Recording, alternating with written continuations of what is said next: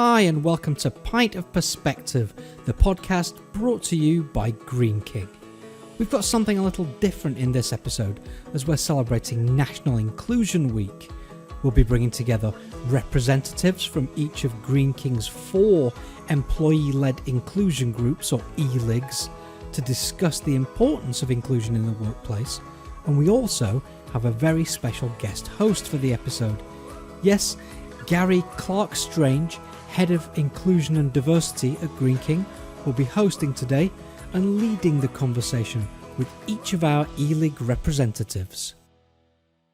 Hi everyone, welcome to our extra special episode for National Inclusion Week of A Pint of Perspective. How are we all doing? Good. Excited. Good. Welcome. We will get to meet you all in a second, but firstly, just to introduce myself, my name is Gary Clark-Strange. My pronouns are he, him. I'm the host today, which I'm very, very excited to be here joining you, and I'm the Head of Inclusion and Diversity at Green King. And I've been with Green King for just over 2 years, and I'm part of our journey towards everyday inclusion and leading that revolution at Green King where we can try and make sure that everybody feels that they belong. That's ultimately what we want to do. And that's kind of what today is about. So we're going to spend a bit of time together talking openly today across our podcast. It is a special episode for National Inclusion Week, and that's something that we are really proud to be part of. And I'm delighted that you've joined us for today's episode to talk about a number of different things. The theme for this year for National Inclusion Week is Take Action and Make Impact. And we've decided to focus on 2 different areas for this year. So that is intersectionality, which will explain what that is, and allyship, which is truly, truly important. So before we go into talking about it, can we get to meet you all and find out who you are? I'm not going to go around the room. Who wants to go first? Shall I go? Go for it then. Hi, I'm Jazz. My pronouns are she, her. My heritage is Punjabi and I'm born into the Sikh faith. I'm also the chair of Unity. So I've stepped into position a couple of months ago and I'm loving every minute of it. Number one, getting to meet such an array of people is really insightful, and so I'm really excited to be part of this podcast as well, because I'll learn something at the end of it as well. I'm sure you will. And Unity, so we've got some employee-led inclusion groups at Green King, which you're all part of. And Unity is the group that you chair, which is representing community members from the Black, Asian, minority, ethnic communities. That's correct, yeah. Fantastic. Great. Who wants to go next? Oh, yeah. Oh, we're doing... We're kind of looking around, aren't we? Okay. I'm Harrison. I'm kitchen manager. My pronouns are he, him. I'm on the LGBTQ plus committee for Green King. I just, love the daily inclusion. Like, people working in pubs, I really want them to have a safe space to work and absolutely deserve it, every single person. So happy to be here. Great, fantastic. And the committee you're part of is called Village Green, right? It is indeed, yes. Fab. Cool. Guess who's next? Go on then. I'm Helen. My pronouns are she, her. I'm part of the Green Sky group, which is the women's-led, employee-led inclusion group at Green King. Really happy to be part of Green Sky. We've really flourished this year. It feels like International Women's Day, conversations about menopause, everything has just kind of taken off for the group, and it's my favourite part of my job. Don't tell anyone else. Well, it's our secret. It's just between us friends around the table today. So, very excited to be here today, and not strapped to my spreadsheet like I normally am in the pricing team. Great. Well, we're delighted to have you. Last but not least. Hi, I'm Georgia. My pronouns are she, her as well. I'm part of the Ability Committee, so that's focused on supporting people with visible and non-visible disabilities.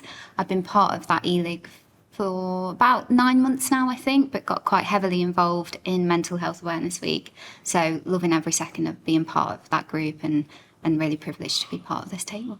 Fantastic. Well, welcome all. Thank you for introducing yourselves, and thank you again for being part of today. So, as I said, what we're going to do is we're going to spend some time talking about 2 key topics, but I think the great thing about podcasts like this and about conversations like this is this isn't scripted, okay? So let's have a conversation today and let's see where this goes. One thing that I'm really, really conscious about as we get more mature with this conversation around inclusion at Green King, but in the world in general, is intersectionality. And what that really means is that we're not necessarily just one label, and we can all be our true selves, which can be one label, or it can be multiple labels, or it can be no label. It can be an ally where we're just supporting other people, or that we all have our own individuality that we bring to work. Importantly, I think for us, as we move forward within Green King as a company and where we're going with inclusion, but as a, I guess, society as an overall, is that putting ourselves in boxes, while that helps us to raise stories or raise awareness, actually when we support each other, we can amplify those messages really, really higher, and make it a much more impactful message is probably the way that I look at it. So that's the kind of the theme for today. Okay. So we've talked about each other, and Georgia, you mentioned just at the end there about your role within Ability, and how you've been part of that. And yes, you ran some fantastic content internally for us for Mental Health Awareness Week, which was really, really impactful, inspiring, and quite hard as well to watch if we think back to that. And you were part of the Ability group as an ally. So talk about what that means for you and what's your role within Ability. Yeah, so I think, firstly, thank you for saying it was an impactful week. It was. It was a massive team effort, and some really brave individuals that came forward to share their story around mental health. But back to the allyship part of that, I think a lot of people have a misconception that if you don't have lived experience of something, what can you kind of offer to somebody with that lived experience? So, for example, as a female with no disability, how could I support a male with depression? And there is somebody else in the Ability Committee that I've developed a really good rapport with since that Mental Health Awareness Week. And he shared his story with the company throughout that around how he's been in a place of, unfortunately, he's tried to take his own life at some point. And as somebody who's been fortunate enough to never be in that position, when I was first listening to his story, I was thinking, what do I say here? What can I have to offer in this situation? But I sat and I listened, and I was curious, and I asked. And then about a week later, I checked in with him, and we had a conversation around how he was doing. And 2 weeks later, I did the same again. And I was consistently there to listen to his story and for him to kind of lighten his load just by sharing it. And we've had conversations since where he said, don't underestimate the power of what you've done just by sitting and listening, and obviously a whole support network around him doing the same thing. So for me, I think allyship starts with listening to somebody. You don't have to go and protest, and that's a great thing to do. And if you're comfortable doing that, absolutely do it. But you can make a difference to people's lives just by listening to them share their social injustices or whatever they're facing within their lives. And it kind of becomes a bit of a cycle anyway, because when you start to listen, you start to get a different perspective on that thing that you maybe didn't understand before. Yeah. You get an awareness and you start to get an understanding, and then you start to think, how can I, that's not right. How can I add to that? How can I start to change that? How's that changed you? I think it's given me a great perspective to feel really fortunate with the life that I have, to not be in that place. But just to think about what more I can do to start to change other people's thoughts and feelings on that too. It was a really powerful week. It stuck with me, and I think it will stick with me for a very long time, him sharing his story, and hats off to him for doing that. Definitely. And it's a true, I guess, example of what great allyship can look like. And allyship will show different things to different people and mean different things to different people. Anyone else got any examples or feelings on what allyship means to them or what they would like from an ally? Yeah, I think it's tagging off the back of what Georgia said, really, about listening and having that curiosity. I think once someone actually engages with you on that basis, you've kind of captured them, and you can just talk about your experience, or if it's someone else's experience. So actually they start asking more questions, and with that you can kind of guide that conversation as well. And I think it's almost having the confidence as well to, number one, be curious, but also the confidence to then ask those questions. And I think we're very careful with how we question things. Am I saying the right thing? Is this the way you ask? But if you don't ask, you don't get. Absolutely. Therefore, you can't be corrected either if you have asked incorrectly. But I think also being on the other side of it, you have to be open-minded as well. I think it's probably fair to say we're probably all thick-skinned when people just say something without thinking twice. You're like, okay, here we go again. But this is how I'll actually correct you, to say this is how you ask the next person.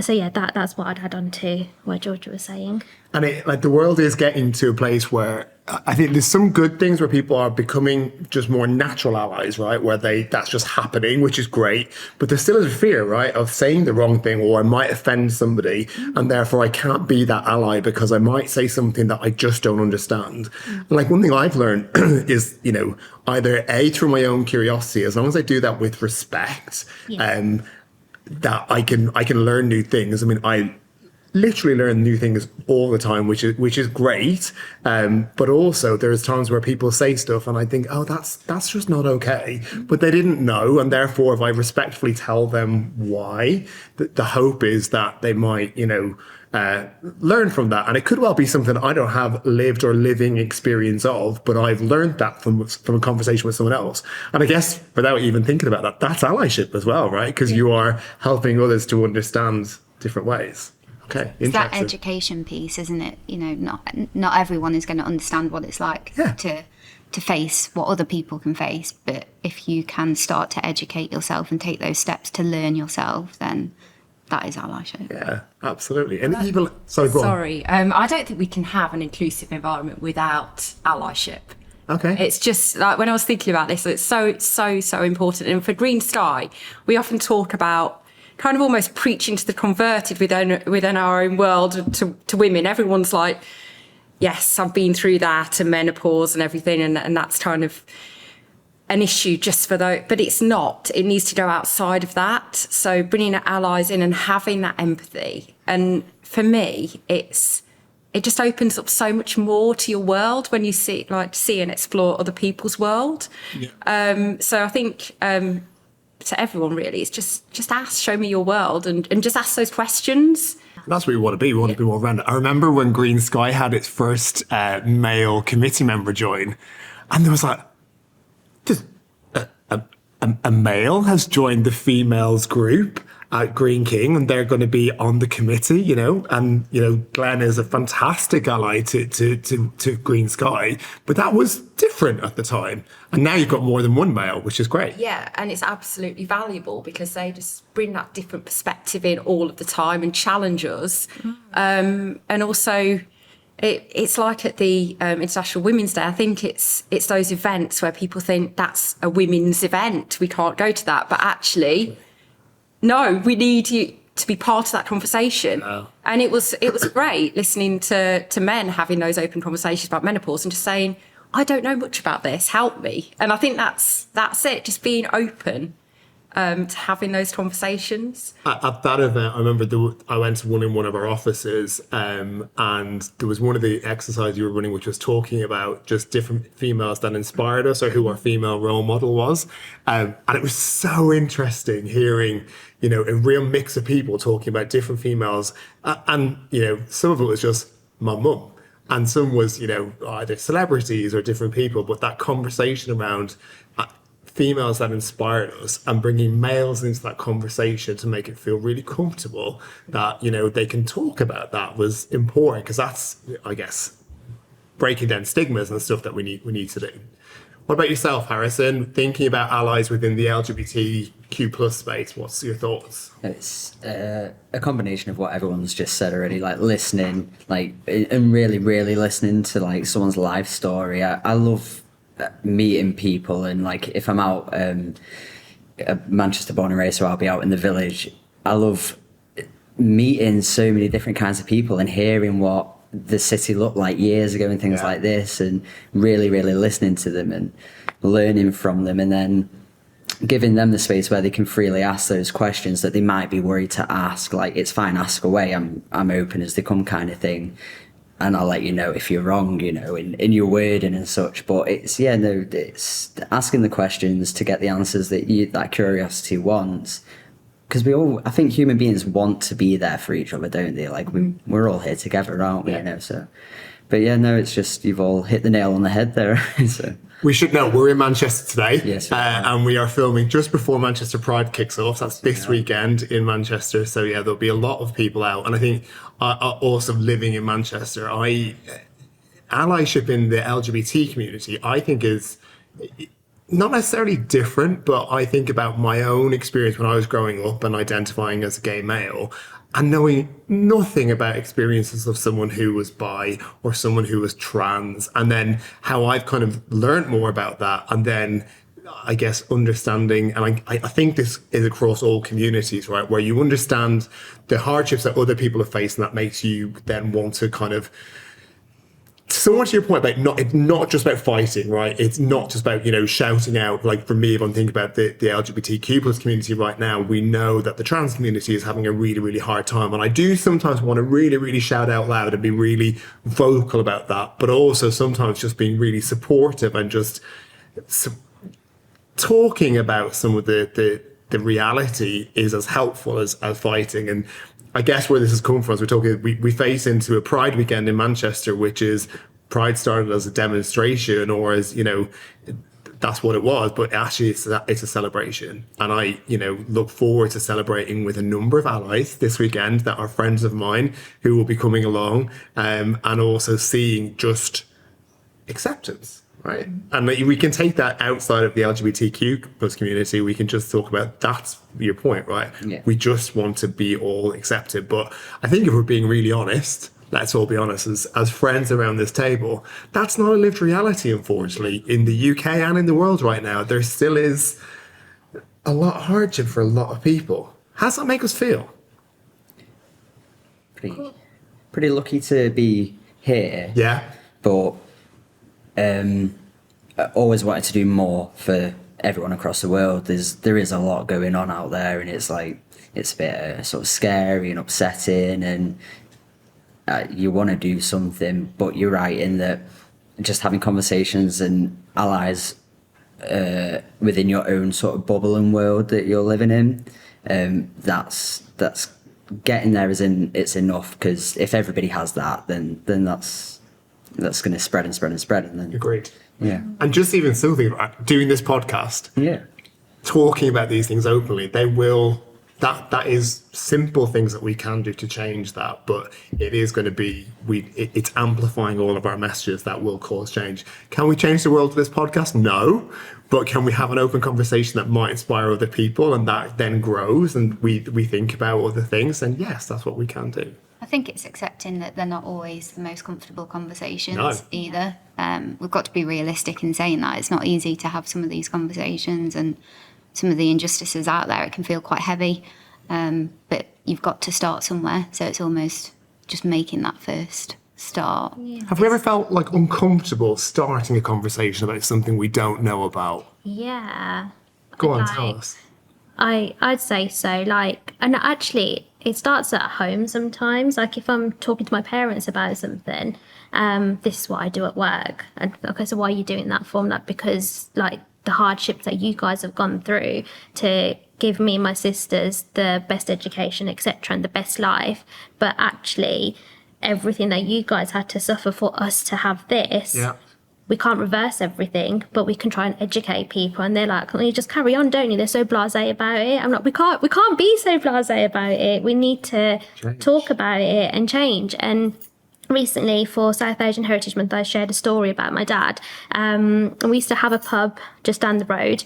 Every Friday night it was always heaving. This is when you could smoke in pubs as well. So definitely not a place to take your family to, for example. But actually, my parents would never take us to any pub across the UK because there just weren't places for us to go and sit and have a nice time with one another. Obviously, it's very different now. And only in my adulthood, I actually realised now why my dad would never really go to the pub that much. He'd go occasionally with my uncle, but they'd come back quite quickly and sometimes oh, this so-and-so said this to us today, or we got stared at in a certain way. And, now listening to my dad when he talks about that, I can feel how uncomfortable he actually feels exploring those feelings that he then felt, about 25 years ago. And I'm like, whoa, like it's taken me almost to come into Unity, be talking about our messaging and what we're trying to do, and actually have a conversation and just listen to what Dad had to say. And I was like, oh my God, I feel so upset for you, because now I go into pubs like every other week. I do photo shoots for the social media team. I go into local community pubs, which are the ones that my dad probably wouldn't have been accepted in. Yeah. And often I am the only brown person in the pub, and you feel that. But it probably also comes down to how we've been raised and knowing that we look different. I say that with my fingers in the air. I don't know why we do this. Like, we all do this for look different things. Why? I don't know, but yeah, I understand. I get it. But like I say all the time, like our insides are all the same, you know, Yeah. to a degree. We breathe the same air, and we should just be allowed to be human and Isn't accepted. it strange when you think, like, it's only 25 years ago that your dad was feeling like that? Like, Yeah. that's not that long ago, right? No, it's not. It's not. I met your dad at the South Asian Heritage one, and Yeah. like, and your mum, Yeah. and your husband, and your sister. It was a family affair. It was fab.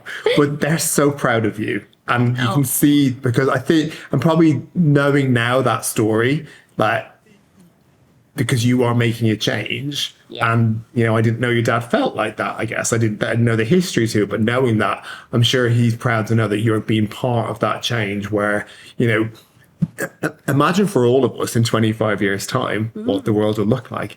A, that scares me, but also B, if you think about how the world has changed from, you know, I definitely couldn't have gone into a local pub 20 years ago and held my husband's hand. I'm still not sure I'd do it today, let's be clear, but I can definitely go into, like, you know, going into Pride weekend, I can definitely be comfortable doing that because I think the world has become more acceptance. What's it be like in 20 years' time? I know. Right? It's exciting to It is. think about where we could go. Scary at the same time. It is. But I think also, like, it just comes back to that allyship as well. Had I not started this conversation, just talking to my social media team to begin with, Yeah. and then joining Unity, talking to the rest of the committee members, actually posting in Kingdom and actually talking about it on the podcast as well. I didn't know, like, a few months ago that it would have such an impact, would have more people talk about it. So when I talk to Ellie, who's one of my marketing execs for Pub and Kitchen, so my dad was also the first Mr. Singh to be in, you know, our public facing photos for social media, web and email. I'm like, oh my God, my dad wears a turban and he is the face of a brand for afternoon tea, for Father's Day. Like, his face is plastered all over the campaigns. I'm like, oh my God, we've like hit a milestone. Why are we not talking about this? And then actually it was quite organically and authentically done. And I didn't really give Ellie the backstory of everything until I actually typed a message on Teams and said, thank you so much for, you know, creating this platform for us to be able to do this, and just going with it and trusting my expertise as a social media exec, but also our demographics, because of course we always consider that. And when she read the message, she just like pinged back saying that I have never, ever had to think like this in my life. I'm like, but for someone like myself, or who looks like myself, maybe fits into another community, we have this dialogue running in the back of our brains all the time. Yeah. How am I going to feel when I enter a space? Am I going to be safe? Am I going to be welcomed? I still have that sometimes when I go into local pubs, like, is this pub going to be okay for me to do a photo shoot in? Is anybody going to say something to me or make me feel uncomfortable? So it's those small things, again, going back to listening, where we then create those allies to make a bigger impact. Great. Anyone else feel like that? Going into public spaces, not necessarily to pubs. 100%. You're nodding a lot. Yeah, that's something, absolutely. I don't know, are people going to treat me any different? Are people going to, like, if I'm stealth because I'm a trans man, if I'm stealth somewhere, are they going to, like, realise? Are they going to treat me differently for that? I'm a kitchen manager, it's a load of sort of burly blokes I deal with all the time, and I'm quite camp and effeminate sometimes. Are they going to treat me different some way, or are they just going to respect my work and stuff like that? So it is tricky sometimes. And going to a new space, it is like, how is this one going to be? Until you walk in, you don't know. But it's that thing of having, I know who I am better than anybody, you know who you are, you know, just having the confidence of, I'll just do a good job, and that's all that matters. Yeah. So, How do you find, Harrison, if you don't mind me asking, you talked about like not knowing what to expect. What is the reaction normally? You know, how do you find? there's nothing to expect. It's just like, oh, Harrison's here. Yeah. Hello, it's nice to meet you. Yeah. It's just a normal exchange then.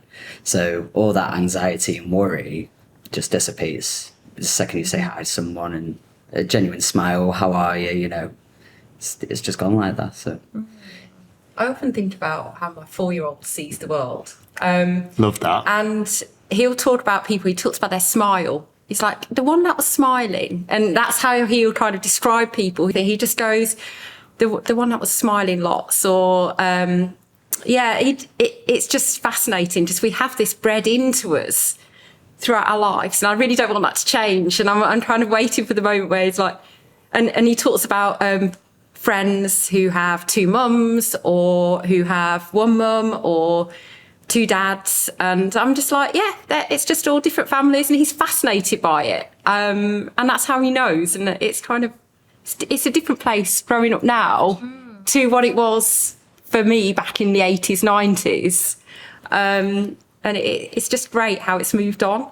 It is. I mean, as a fellow 80s child, late 70s, and I was in a single parent family, and that was different then. So it was just my mum. There was no one in my school that was in a same sex family that had 2 dads or 2 mums. But it was, I was othered for just being in a single parent family, because that was different now. I don't think that would be the case anymore. I think, you know, the single parent family is just accepted, and it's becoming more accepted that having 2 dads or 2 mums. But I love that kind of thinking that the younger people growing up today are just not going to see this difference anymore. And they're just growing up allies, right? They're growing up knowing that this is the world. And I love that, just that they smiled, the person that smiled. Because we used to say a lot, you know, inclusion starts with hello, because actually, you know, it can just be walking into a room and feeling nervous. You know, I think we all do it. And just hearing that simple hello or the smile will make us feel ultimately more comfortable, right? That's what we want to be. Yeah. Cool. It's because of conversations like today as well that it's got to that place, I think. Yeah. And feeling comfortable to talk about our own challenges, lived experiences or living experiences. Talking about kind of, I guess, labels. It's something for me that's important as well. We talked about this right at the intro at the start, which is around not just necessarily being one label or being any label, just being comfortable with who we are. So for years, I was really, really comfortable talking openly about the fact that I was gay, and at that point had like a long-term partner, and was still a little bit shy about it. Weirdly, when I got married and I became a double-barrel surname, that kind of like opened the door to me. I just then led the conversation with husband, because the coming out all the time was really, it's quite tiring actually. As soon as I became double-barrel surname, I kind of felt like as if that gave me freedom to like just be like throwing it into people's faces. But the point I want to make is that I didn't feel comfortable for a long time talking about the fact that I am diagnosed with depression and anxiety. Today I'm wearing a t-shirt that says boys get sad too, because I'm really, really open about it. That wouldn't have been me, I don't know, 5-6 years ago. So I am more than one label. I am, you know, a person who, I found another one today. I grew up in a single parent family. There we go. So there's another label. How do we feel about this either need to label ourselves or, I guess, need to not label ourselves? What's our thoughts? it's tricky. As someone who's come out like a couple of times through life, the labels, I think, for me, in my experience anyways, helped me identify how I was feeling. Like there was some things I definitely resonated with, like pansexuality. Well, it depends who I'm speaking to with stuff like that. To some people I'm bi, to some people I'm pansexual, because the explaining the coming out over and over again is pretty tiresome, but it's exhausting. It is, isn't it? But they did help me find myself when I was trying to do that. So they're great. There's a lot of labels, like there's a lot of flags and a lot of labels. So perhaps it's too much. Maybe you can just say, hey, I'm me, and that's that. Just take me as I am. Or so they've got pros and cons, I guess. Yeah. Anyone else? Makes me think about that Heartstopper. I'm hoping someone's going to talk because I watched it last night. I watched the end of series 2 last night. I watched. I saw it came out, and I literally watched it in 2 nights because It's great. I just love it. It's just so feel good, and I love the end of series 1. That made me cry when he came out to his mum, and she just went, Yeah. So, I want to meet your boyfriend and everything. And it was just like, wow, this is great. And everyone's like discovering themselves at school, but it's a bit like In Between Us type, like it's just a normal school and you've got all of this going on, but it is just discovering yourself when you're a teenager. I think when I was a teenager, there was that thinking that everyone had to have a label. So I was in the late 90s and it was like, are you a goth? Are you someone that wears baggy jeans? Did you have a goth phase? I mean, we need to know if you did. Can we see pictures? And I actually said, no, I just like a bit of everything. I want to be an individual. And that was back then. I like the kind of tacky bracelets, but I like the bright colours. I do like the baggy jeans as well. So it was all like, can't we just do a bit of everything? We don't have to have a label. But I think it's kind of, for me, at that time, I was born into us at school, that we had to be part of that group and that kind of crew. But yeah,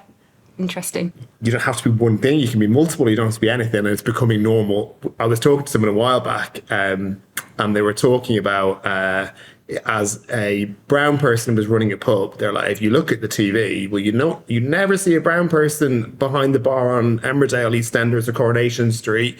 You see them running a post office because that's the norm. Like, that's what the media showed us. And I think traditionally that's what it was. And guess what it was doing? It was labeling us. It was labeling back then on, Coronation Street, where you had, the blonde female in a skirt behind a bar, because that's what it was. And, I think that still exists, by the way, in media. But it's so nice to see Heartstopper and programs like that, and probably much, much more that I don't know about, that are trying to change that narrative, that it isn't just what we expect anymore. And we're starting to see people of difference on TV. It's that relatability, isn't it? I remember in my last role where I worked, when there was like just lots of stuff going on in the media. We had people coming over onto social and asking that, why isn't there anybody on TV that looks like me? I'm a daytime watcher and I will, buy from you guys all the time and stuff. But actually the things that you're showing on air, then when I receive my parcel, looks very different because of my skin tone. Yeah. And like your heart just goes out to people. And it's like, because actually where it's happened, I don't know, but labels have just slotted into our BAU. Like, it's just a part of life, unfortunately, and it's up to us as allies to start unpicking that and actually saying we don't need these labels. I watched, there was a programme, I'm really bad at names, so I'm going to forget the person's name, but the lady that was in Strictly Come Dancing who's deaf, and there was a programme about her on BBC a while ago, and I'm not a Strictly fan. Just going to put it out there. But I did watch a bit of it and I saw that episode where they showed where she danced in silence. But the hour programme was that talked about, her life as a deaf person and also what her kind of the information that was given to her family when she was younger, et cetera, et cetera. It just changed me because I thought more about what that person's experiences are. And there's some things I think we're becoming more confident talking about. And then there's other things. And I do think it's a lot around disability where we're just not there yet. I think it's that non-visible element as well, because obviously deafness is something that you can't see. When people can't see things, same with mental health, they struggle even more to understand. And it's almost like, oh, is that person faking something? So I'm glad you've given that example, actually, because I think it's about 70 to 80% of disabilities are non-visible. Yeah. And people just don't give the same time and attention and try and have the same awareness that they do with visible disabilities, which is a real shame. Totally. But I think her name is Rose. She Yes. did a great job of raising awareness within that. And, you know, it went on to do really well at the TV Awards that particular moment, because it was like the first time people stopped and thought, gosh, I get it now. Did anyone else see that bit? Oh, you missed out. You need to catch up. I'm sure it's on iPlayer. Yeah, basically, they did a dance where the normal dance was happening, and then the music cut, and they continued dancing. So it was like as if playing back for all of us who are able to hear how she is doing that, and you can't forget that moment, right? You can't forget that moment, and it makes you think, if that's how it is for somebody who's blind, how anyone else who has got a disability, whether it be visible or non-visible or anything, you know, it's like, what's that difference for them? But then going back to it, she's not just a deaf person. She's a very successful actor. She does amazing things, and she's more than that label. That is, she's a deaf person, and she's having to challenge. Has anyone else kind of watched any other, I guess, TV programs like that have helped them understand labels a bit more, or? I'd say so, yeah. So there's a writer, Satnam Sanghera, and he's like an award-winning journalist and things like that. And I think he wrote the book Boy with a Top Knot. Okay. I read that like in my early 20s. I think I'm really terrible at reading books and things like that. So my sisters are always like, oh, how many books are you reading this week? Read it, truly inspiring.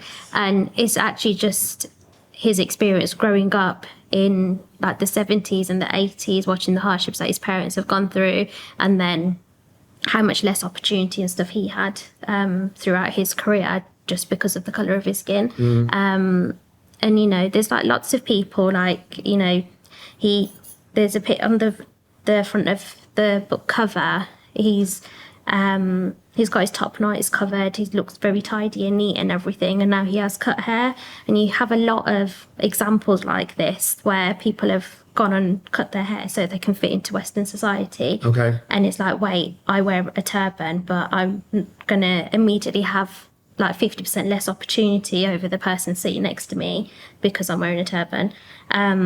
You know, I have family members who have gone through that process, and I've seen it. It's less now, but, you know, in the early 90s especially, and he explores some of that, and it's like, whoa, this is like mind-blowing. I think if I reread that book now, my perspective on it would be very different, but it does come down to that labelling, because you're just boxed off straight away. Even if someone hasn't put you in that box, I think it's ingrained in our brains somewhere, and it's challenging those thoughts as well, isn't it?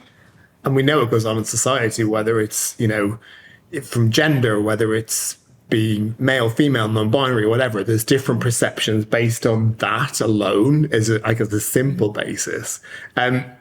We're talking really nicely about the topic of intersectionality without mentioning the word, because I think, again, sometimes these words can challenge people's thinking or what that might well be. So we're all members of employee-led inclusion groups, or as some companies call them, networks. Why is it important we amplify each other's messages and support each other, do you think? I think it's the reachability. Yeah. 100%, because I say this to the Unity committee members, like, if the minority keep pushing the minority, it's just the minority supporting the minority. you need the majority, and this is a step of working intersectionally with one another. Like, your network, it will just spread and spread, and hopefully it's that reachability that when we go and have a conversation somewhere else, it might spring a thought for somebody else that I was talking to this e-league and this is what they were exploring. So yeah, for me it's that reachability, and you just don't know where you might end up making even a small difference. You've got about 5 different book titles in there that you've just said. So when you list them back, minority pushing the minority. I mean, honestly, when you write a book, you've got your titles. Harrison, what do you think? Yeah, totally agree. And similarly to what you were saying before, it's sometimes the village green is just sort of shouting out the village green kind of thing. But if we all work together and speak with each other, how we can support each other, then it is that reachability. It's also speaking together rather than just shouting in an empty room to yourself kind of thing. Like, Absolutely. And like you might be in Village Green and identify as female and be lesbian, but should you only be part of Village Green? Should you be part of the Green Sky group because that is representing females? And should you also then be thinking, oh, I'm an ally to people from the Black Asian minority community and also to people who are living with disabilities? That's exhausting. Imagine trying to, push that many messages out. How do you do that? I don't know. Helen, what are you thinking? Yeah, I'm thinking that it all overlaps, doesn't it? Yeah. It all overlaps. And I think that's what the core of it is. And actually, when we're thinking of International Women's Day this year, it's about embrace equity was the message. And that applies to absolutely every group. And it's all about kind of just helping each other get to that level playing field. And my other thoughts are we're allies to each other. And if we want the company to embrace allyship, then we can showcase it between each other as well. So, no, I think we are working all together. I think there's a lot more we could do, definitely. But I think we're more in tune with it now than we were even a year ago. But we don't know what we don't know. So by spreading messages, we can help then somebody else learn something new, sharing content about something that they hadn't thought about. Yeah, that was going to be my point around the knowledge sharing element. So, and I've got a great example of this. Jazz taught me the other day that the word naan means bread in Punjabi. And so we're saying on our menus, naan bread, which is essentially bread. And there's no way I would have known that. Mind blown. I was mind blown, and I've shared it with everyone that I've met since. But I wouldn't have known that if Jazz and I hadn't crossed paths through this e-lig work. So it's not just about who else we can reach, but across the e-ligs, the people that are part of the committees and part of those groups, educating each other first so we can go on to educate other people too. What was really interesting is when you then explained to me because we had this conversation as well when we first met actually, was how the community reacts when we say naan bread, because not that it's sometimes can be seen as derogatory, but it's like, how do you explain it to me? I'm explaining it badly. So at home, we would laugh about it. Like, are we having naan bread tonight with our curry that we're having? And these things, yes, we joke about it as a family, but actually, in all seriousness, we've been asked at different stages of our lives, like, are you having curry again tonight? Like, no, actually, I've made the chicken and leek pie. That's what I'm having. So we joke about it as a family, but in all seriousness, actually, can we just say it the right way? But as I was explaining earlier as well, I think it's that whole fitting into society. We've changed the way we say some of our words. We've labelled even our curries to say that I'm going to have a korma tonight. Like, I don't know what that is. I don't cook that at home, but enjoy it. I hope it's really lovely. You're ruining my order. No, sorry. Super sorry. So the theme that we talked about earlier on for National Inclusion Week is take action, make impact. And to be fair, let's be clear, the conversation we've had today is pretty much that, because we're talking about even just raising awareness. That is taking action, and we hope it will be making an impact on others. And I still think while we are definitely moving ahead in some agendas,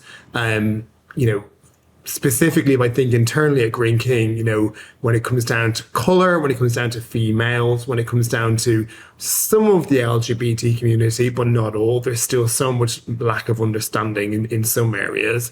I think the one area we really need to really continue to focus on is awareness around disability, though. And I'm looking at you as a ability member here, but I still think, but both visible and non-visible, I think that's the part of society that we need to move along more and be willing to stand up for more. Yeah, I'd agree. And that's probably reflected in the fact that the ability group is one of the newer groups. So that alone kind of proves your point. Yeah. Because we're just starting to make that awareness journey. Whereas, I think Green Sky, very well established as a group, and we're in our early stages. But going back to the point of how we can help each other as e-ligs, we've learned a lot from what Green Sky have done, even something down to the structure that they use. So we support each other through that journey. But yeah, totally agree. We've got a long way to go in society with how disabilities are viewed. Again, particularly non-visible disabilities. But that's an exciting place to be in because it gives us so much opportunity to make a change. Absolutely. I remember going to I used to work in recruitment and running an assessment day for a role. And obviously we asked all the standard questions, before interview about making reasonable adjustments for the interview process. And the person came and they were in like a back brace. I don't truly know what their disability was, but they needed to stand for the day. And obviously we made, you can imagine, I went out of my way to make that person feel comfortable. But it felt different in the room. And the room that the other people, the other candidates in the room, that person having to stand for the day when everybody else was sat down, they were being othered just by being there. And like, this is probably going back, 10 years or so ago. Just don't think we were there yet, where we were just, that felt like it was okay, just wasn't really normal and accepted. And I think, we still need to go forward more where we just accept that more. Yeah, and it's an interesting point around the reasonable adjustments thing in particular, because I was listening to a podcast. We weren't on it, unfortunately. What? But You listen to other podcasts? That's not a point of perspective? But they were talking about the fact that reasonable adjustment shouldn't just mean a ramp up somewhere or being able to stand even. Some people have really strong processing issues, and so actually they need the questions up front because they're not able to take in what you're saying on the day. And there was a whole conversation on this podcast about how the other candidates viewed that, and they'd massively kicked off essentially and said that's not fair, we don't get to see the questions in advance. And this was recorded this month, so we're talking about still being in a place now, 2023, where you'd hope that wouldn't be a conversation. But the lack of awareness and understanding from those candidates to just see it as unfair to them that they don't get the questions. But Which is your point of inequity, right? That's what it's about. It's making it fair for everyone. Yeah. Wow. Yeah. Okay. Thank you for sharing that. We've done a lot of talking so far. I guess the whole point of today, and we've mentioned this a few times, is to encourage more conversations, to make people feel more comfortable talking about these topics that they may not have living or lived experience of, or topics they've maybe never talked about before. And we have only we're just touching on a few of the topics today that we could have talked about. I'm sure in our collective group, we could talk about a lot more. What else do you think we can be doing or should we be doing to help raise awareness of these topics more? I guess within Green King, we could be more active together on Kingdom and stuff. That's the only way, because I'm up north and you all are down south, so it's the only way we can sort of connect that way, I guess, and see what each other are up to and what. So I think Kingdom.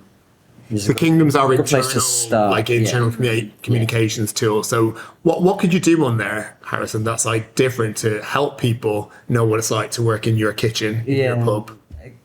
I think about posting on there, if just in the Village Green group, and then it can be shared elsewhere. Just if anyone's got a problem, because you can message each other on there as well, and all sorts.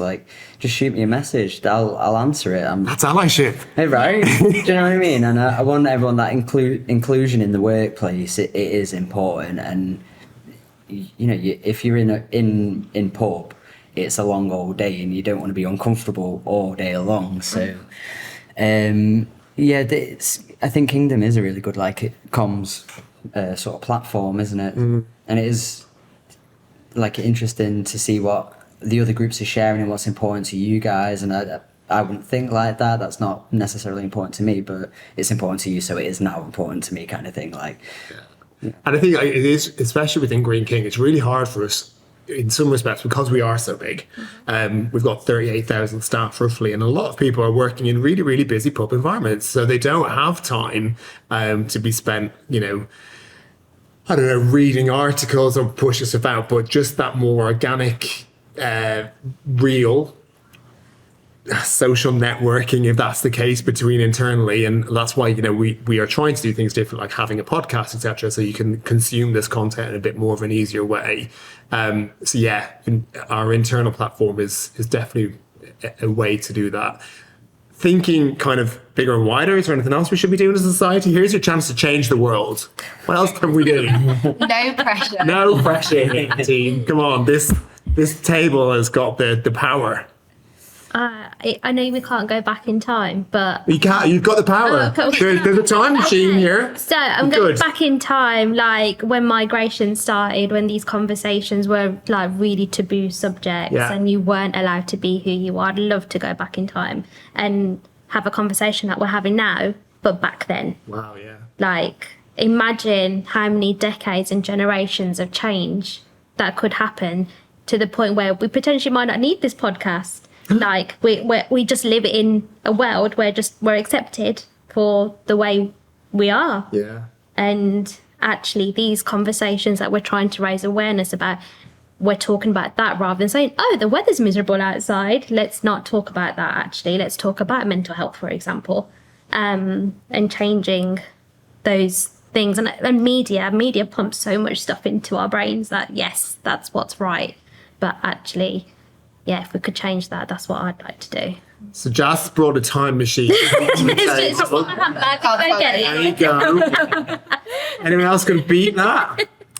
I'm not sure I can beat a time machine. But I think maybe it can be quite easy to feel quite overwhelmed in terms of where do you start and how do you make a difference. Yeah.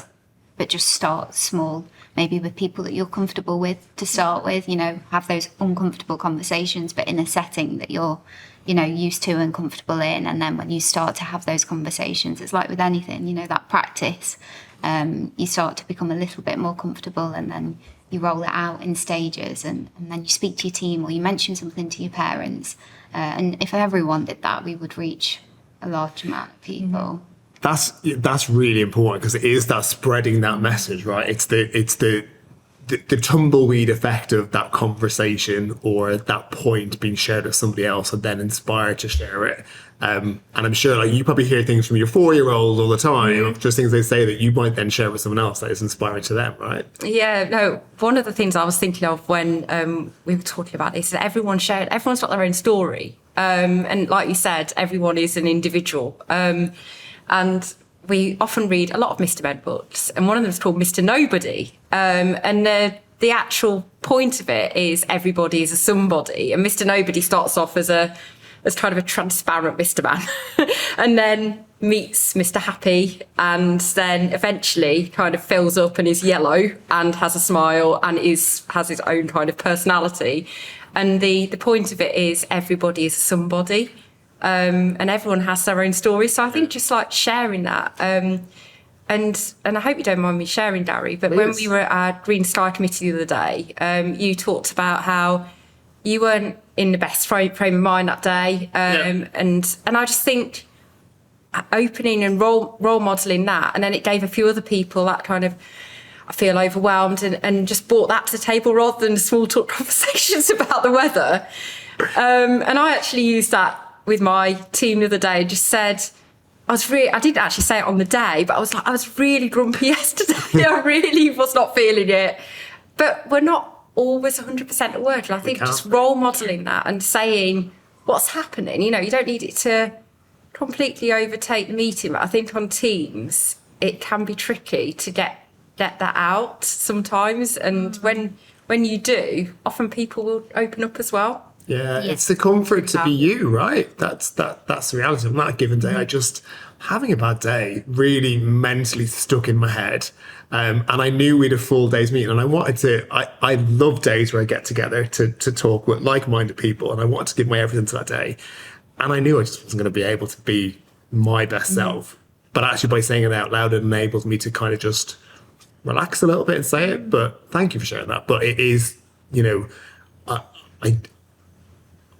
the comfort that I now have to share that, I hope that everybody starts to feel that in future, where you can just, whatever your feeling might well be or whatever that is, you can just be you. Keep coming back to that point. Because that's what it's about, isn't it? Just being yourself, no matter who you are, and accepting each other for who you are. Just it's full circle moment, the act of listening and asking the questions that you're curious to find out the answer to, and just like genuinely appreciating that everyone's an individual. They are who they are. Everyone's got a history, and it's fascinating. Like everyone's history is interesting, generationally, individually. Like we've all lived colourful lives, I'm sure, you know. So We all just need to be like Helen's 4-year-old. yeah, And this would be a very good place. And what was the name of the book again? Mr. Nobody. Mr. Nobody. I mean, we'll challenge on the Mr. part, and we'll get more gender specific in future. So, I don't know how we make that more gender neutral, but yeah, Mr. Nobody is the one. MX is the MX, yeah. MX Nobody. I'm not sure it's got the same ring to it, but we'll see how it was. I think that's a really nice way for us to start to wrap up the conversation today. It's been truly wonderful to spend some time with you. We've covered a lot of ground between us. And if you think back to what we talked about at the start, it was around intersectionality. So around how we aren't just one label. We can be ourselves. We can be you. That's going to stick with me now, Horace. It's there. And also how we can be allies. And, you know, I think what we're hearing is that the door is open to everyone to be an ally. And you know, to understanding people's history is how we can help to understand more and be better versions of ourselves. Any final words from anyone of my esteemed cast here today? I think like one thing that I say often, if nothing changes, nothing changes.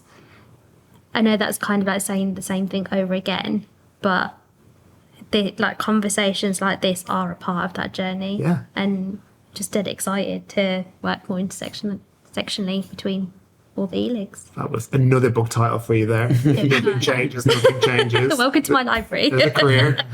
Anyone else? Helen? I'm lost now. I feel like I've had all my profound moments. It's all out there today. It's in the ether already.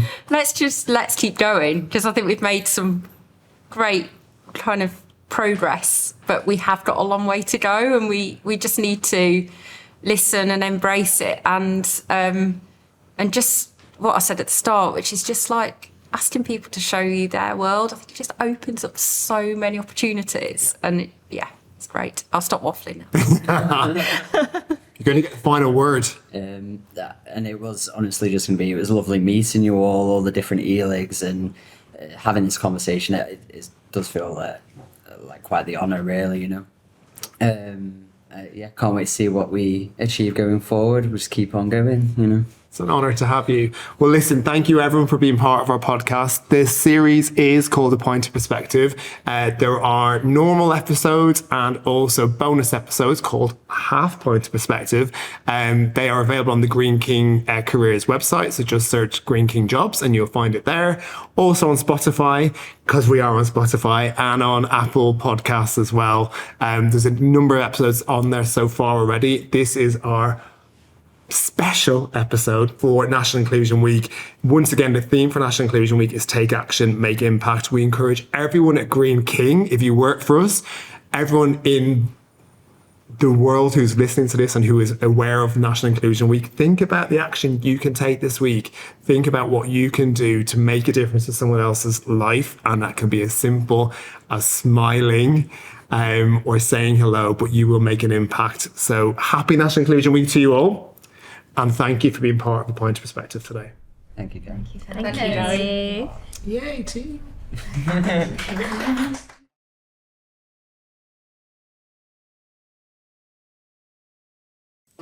Thank you so much to Gary, Head of Inclusion and Diversity at Green King, for chairing that fantastic discussion, and to all the E-League members who took part. It's incredibly important that we're having those conversations, and I'm sure that as much as they'll resonate with lots of listeners, there'll be plenty of you going away from this with real food for thought. Don't forget to like, comment on and subscribe to Pint of Perspective, which you can do via our website at jobs.greenking, that's green with an E at the end, .co.uk, jobs.greenking.co.uk. Thank you so much for listening. Check out our other episodes if you haven't already, and we will see you again very soon.